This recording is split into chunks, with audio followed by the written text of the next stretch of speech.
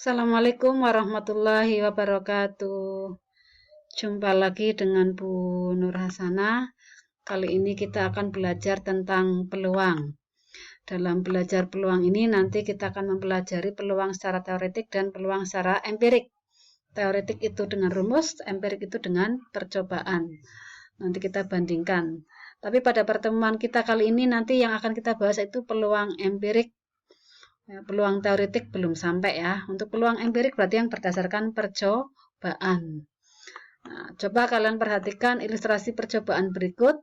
Ada percobaan pengambilan satu buah kelereng dari sebuah kantong, di mana dalam kantong itu ada 4 kelereng dengan warna beda-beda, ada hitam, putih, kuning, dan biru. Ternyata dari pengambilan itu didapat kelereng hitam sebanyak 22 kali, putih 26 kali, dan biru 24 kali. Percobaan dilakukan sebanyak 100 kali, sehingga dari sini kalian tentu bisa menghitung yang kuning berapa kali. Iya, 28 kali. Pertanyaannya, peluang empirik kejadian terambil kelereng putih. Tentu nanti dilihat dari sini. Kelereng kuning dilihat dari tadi yang kuning yang udah kita hitung. Lalu selain kuning, kita bahas aja ya. Untuk yang pertama tadi yaitu kelereng putih. Kelereng putih kan tadi 26 kali. Maka peluang empirik dalam hal ini ya 26/100. 26 tadi hasil percobaan, yang 100 itu adalah banyaknya percobaan. Jadi kalau boleh disederhanakan menjadi 13/50. Kalau yang kuning berarti 28/100 atau 7/25. Sedangkan selain kuning berarti 100 kurangi 28 kan 72. Jadi ada 72 kali. Maka peluang empiriknya adalah 72/100, yaitu 18/25. Itulah peluang empirik. Selanjutnya kita belajar peluang teoretik. Namun kita belum sampai rumus peluang teoretik, kita pelajari dulu titik sampel dan ruang sampel. Ini ada percobaan sekeping koin. Ketika dilempar maka ada 2 kemungkinan. Kalau nggak angka ya gambar. Nah, angka atau gambar inilah yang namanya titik sampel. Sedangkan himpunan yang mengumpulkan A dan G, titik sampel, itu namanya ruang sampel. Dari sini jadi ruang sampelnya punya anggota 2. Contoh yang lain, kalau misalkan ada sebuah dadu dilempar, maka kemungkinannya yang muncul bisa angka 1, angka 2, angka 3, angka 4, angka 5, dan angka 6. Jadi ada 6 kemungkinan.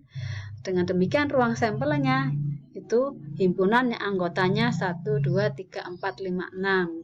1, 2, 3, 4, 5, 6 itulah yang namanya titik sampel. Dengan demikian muncul pertanyaan, berarti apa itu titik sampel dan ruang sampel? Iya, titik sampel adalah kemungkinan yang muncul atau terjadi. Sedangkan ruang sampel himpunan dari semua anggota titik sampel atau semua hasil yang mungkin. Sekarang kita lanjut. Untuk menentukan ruang sampel dari titik sampel itu ada 3 cara. Bisa mendaftar, bisa tabel, bisa diagram pohon. Yang kita lakukan tadi namanya mendaftar. Contoh lain yang mendaftar, ya. Misalnya kalau koinnya ada 2. Kalau koinnya ada 2, maka kemungkinannya ruang sampelnya itu kan berarti AA. Maksudnya apa? Koin 1 angka, koin 2 angka. Koin 1 angka, 2 gambar. 1 gambar, 2 angka, dan yang terakhir masing-masing gambar semua. Sehingga ruang sampelnya ada 4. Tuh ya, ini contoh mendaftar. Kemudian yang kedua, kita dengan tabel. Misalnya masih 2 koin, tadi kan kita dengan mendaftar, sekarang dengan diagram pohon. Misalnya koinnya merah sama kuning. Nah, yang merah kemungkinannya angka dan gambar, demikian juga kuning, angka dan gambar. Ketika koin merah muncul angka, koin kuning muncul angka, berarti kemungkinan yang muncul angka-angka.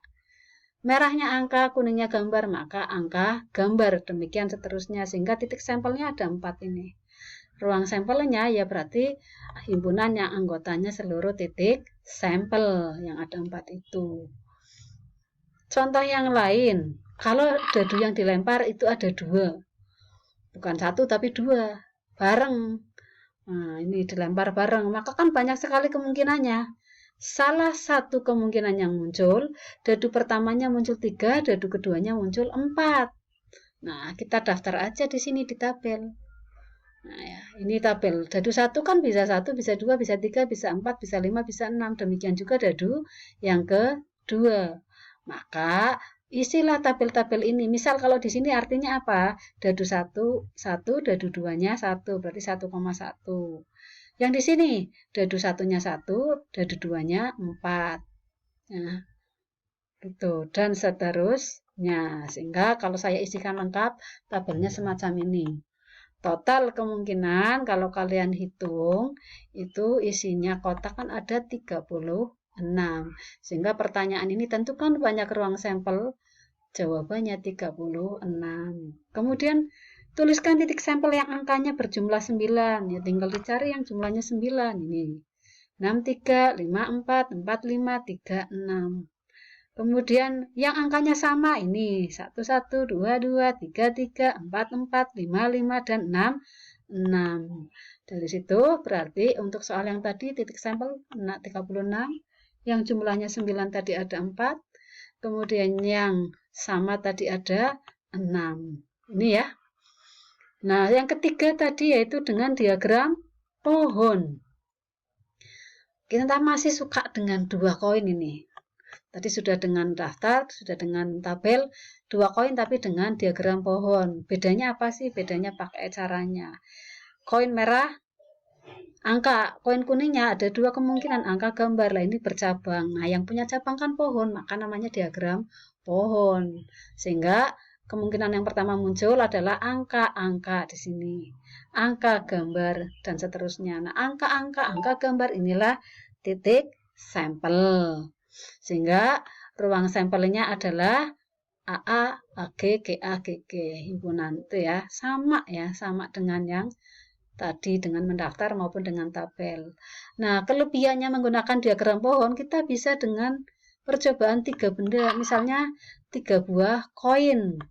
Kalau tabel kan hanya bisa 2. Nah, kalau 3 koin, misalnya merah, kuning, hijau. Masing-masing kan sama. Ada angka, ada gambar. Ketika koin merah angka, koin kuning angka, koin hijau angka, maka peluang yang muncul angka, angka, angka. Merah angka, kuning angka, hijaunya gambar, angka, angka, gambar. Demikian seterusnya. Tentu kalian bisa mengisi ya. Sehingga nanti ruang sampelnya siapa? Ya ini, dihimpun. AAA, AAG, AGA, AGG, GAA, GAG, GGA, dan GGG. Nah, kalau misalkan tidak ingin selalu menggambar, kalian bisa menggunakan fundamental counting principle atau prinsip dasar penghitungan. Misalnya, ada eksperimen 3 koin. Tadi kita udah tahu 8 ya.